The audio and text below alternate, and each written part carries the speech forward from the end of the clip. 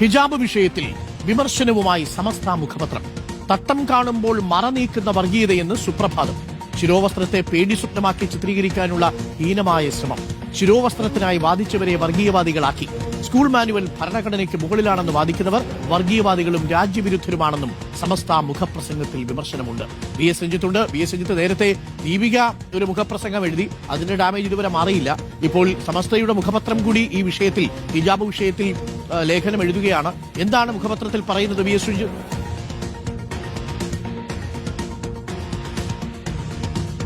Doctor Arun, തട്ടം കാണുമ്പോൾ മറനീക്കുന്ന വർഗീയത എന്ന തലക്കെട്ടിലാണ് മുഖപ്രസംഗം എഴുതിയിട്ടുള്ളത്. വളരെ രൂക്ഷമായ വിമർശനം അതിലുണ്ട്.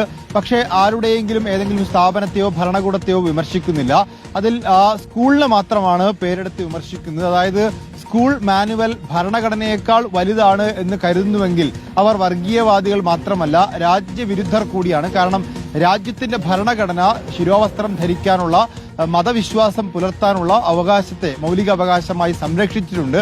അതിനേക്കാൾ മുകളിൽ സ്കൂൾ മാനുവലിനെ കാണുന്നവർ വർഗീയവാദികൾ മാത്രമല്ല, രാജ്യവിരുദ്ധർ കൂടിയാണ് എന്ന് പറയുന്നു. ഈ ശിരോവസ്ത്രത്തെ പേടി സ്വപ്നമാക്കാനും ശിരോവസ്ത്രത്തിനു വേണ്ടി വാദിക്കുന്നവരെ വർഗീയവാദികളുമാക്കാൻ ശ്രമിക്കുന്നു എന്നുള്ളതാണ്. ഏതായാലും ഈ ഹിജാബ് വിഷയത്തിൽ ലീഗോ സമസ്തയോ ഒന്നും ഈ വിഷയം വഷളാക്കാൻ വേണ്ടി പ്രതികരിക്കേണ്ടതില്ല എന്ന നിലപാടിൽ നിൽക്കുകയായിരുന്നു. ഇപ്പോൾ സമസ്ത ഇക്കാര്യത്തിൽ ഒരു നിലപാട് വ്യക്തമാക്കുന്നത് ഈ തട്ടം ഇടുക അല്ലെങ്കിൽ ഹിജാബ് ധരിക്കുക എന്ന അവകാശത്തെ സംസ്ഥാന വ്യാപകമായി ഇത്തരത്തിൽ നിഷേധിക്കുന്ന ഒരു രീതി ഉണ്ടാവാൻ പാടില്ല, അതുകൊണ്ട് ആ അവകാശത്തിന് വേണ്ടി ശബ്ദിക്കുന്നു എന്ന രീതിയിലാണ്. ഓക്കെ, സമസ്തയുടെ മുഖപത്രത്തിലെ മുഖപ്രസംഗത്തെക്കുറിച്ചാണ് രഞ്ജിത്ത് ഇപ്പോൾ സൂചിപ്പിച്ചിരിക്കുന്നത്. പ്രിയപ്പെട്ട പ്രേക്ഷകരെ, ഒന്നേ നമുക്ക് പറയാനുള്ളൂ, എല്ലാവരോടും നമ്മൾ ആദ്യം മുതൽ പറയുന്നു, നിങ്ങൾ വായനശാലകളിലേക്കും സ്കൂളുകളിലേക്കും കളിയിടങ്ങളിലേക്കും തൊഴിലിടങ്ങളിലേക്കും ദൈവത്തെ ഓർത്ത് ഈ ദൈവത്തെ കൊണ്ടുവരരുതേ എന്നുള്ളതാണ് നമുക്ക് അവരോട് പറയാനുള്ളത്.